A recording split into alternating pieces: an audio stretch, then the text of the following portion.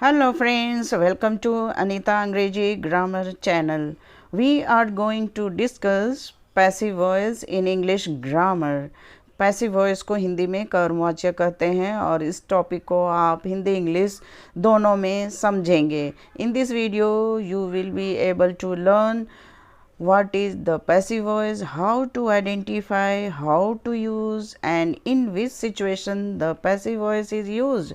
किस सिचुएशन में passive voice का प्रयोग किया जाता है इसे डिटेल से समझेंगे. तो सबसे पहले टॉपिक की शुरुआत हम करते हैं. What is passive voice.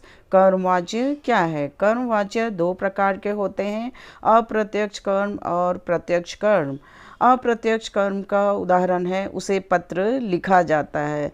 और यहाँ दो प्रश्न का उत्तर हमें मिल जाता है. किसे पत्र लिखा जाता है, उसे पत्र लिखा जाता है. उसे क्या लिखा जाता है, उसे पत्र लिखा जाता है. इस तरह से हम अप्रत्यक्ष कर्म को इनडायरेक्ट ऑब्जेक्ट के रूप से भी जानते पहचानते हैं. अब दूसरा है प्रत्यक्ष कर्म का उदाहरण. पत्र लिखा जाता है, कहानी पढ़ाई जाती है. अब यहाँ एक ही प्रश्न का उत्तर हमें मिलता है, क्या लिखा जाता है, क्या पढ़ाई जाती है. इस प्रकार पैसिव वॉइस के वाक्य में दो प्रकार के कर्म होते हैं, डायरेक्ट एंड इनडायरेक्ट कर्म या ऑब्जेक्ट.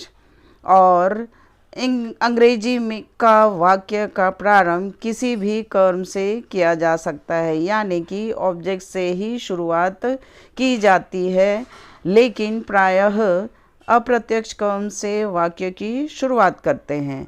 अब प्रत्यक्ष कर्म में क्या का उत्तर मिल जाता है तो इसे हम डायरेक्ट ऑब्जेक्ट या प्रत्यक्ष कर्म कहते हैं. अब हम आगे की ओर बढ़ते हैं. How to identify passive voice. Passive voice को आप कैसे पहचानेंगे. पहला पॉइंट है, पैसिव वॉइस के वाक्य में सामान्यतः कर्ता यानी कि सब्जेक्ट नहीं होता है. जैसे पेड़ों को पानी दिया जाता है, पेड़ों को पानी दिया गया, पेड़ों को पानी दिया जाएगा. तीनों काल के यहाँ सेंटेंस दिए गए हैं और अंग्रेजी में आप इसे आइडेंटिफाई कर सकते हैं.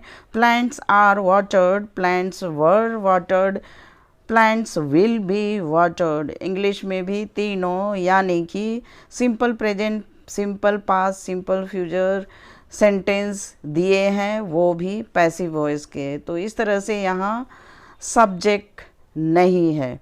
दूसरा पॉइंट है, पैसिव वॉइस के वाक्य में सकर्मक क्रिया होती है, यानी कि कर्म के साथ क्रिया होती है. जैसे ऑब्जेक्ट के बाद हेल्पिंग वर्ब, देन वर्ब का तीसरा रूप यानी कि वर्ब का थर्ड फॉर्म यूज़ किया जाता है. नेक्स्ट थर्ड पॉइंट से हम आइडेंटिफाई कर सकते हैं पैसिव वॉइस को. पैसिव वॉइस के वाक्य का प्रारंभ कर्म से ही होता है, यानी कि ऑब्जेक्ट से ही होता है.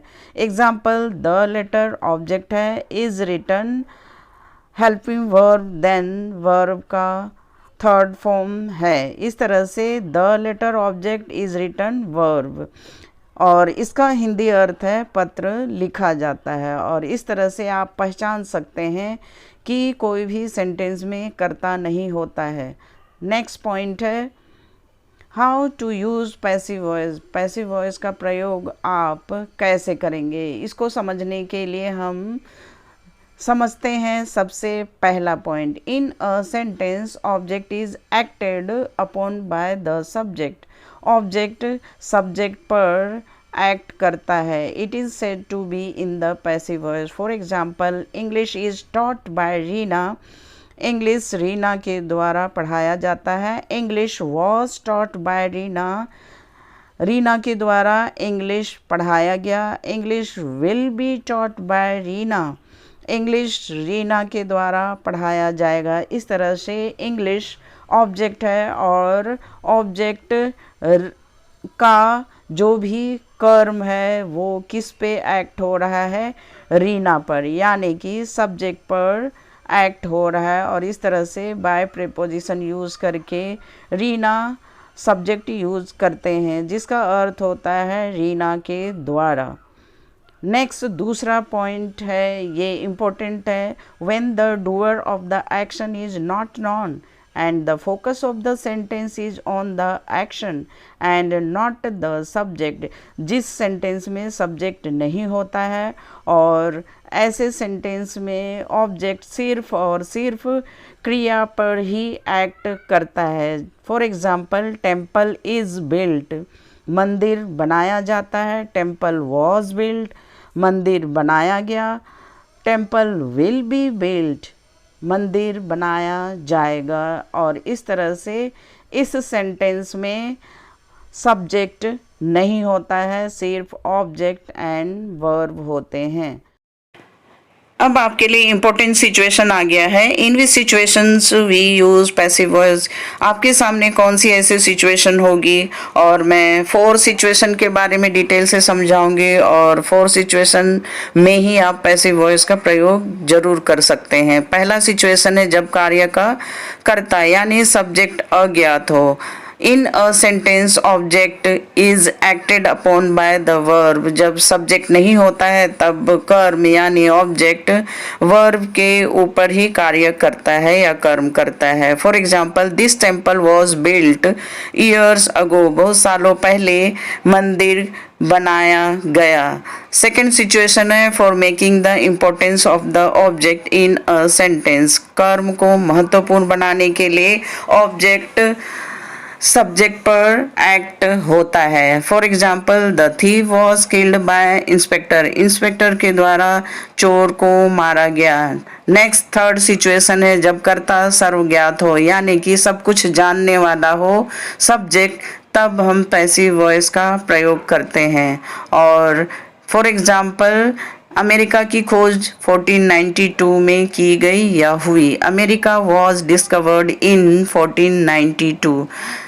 Next example, computer was invented in 1820। Next situation है साइंटिफिक और टेक्निकल लेखन में। जैसे नमक समुद्र से प्राप्त होता है, salt is got from sea. Salt object है, इज गॉट वर्ब है, from C.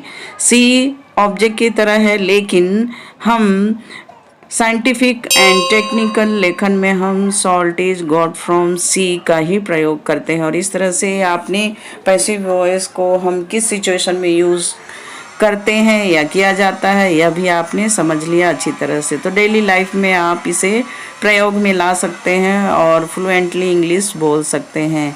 I hope you can speak English fluently. Thank you. Please subscribe, share and like मैं अनीता अंग्रेजी ग्रामर चैनल।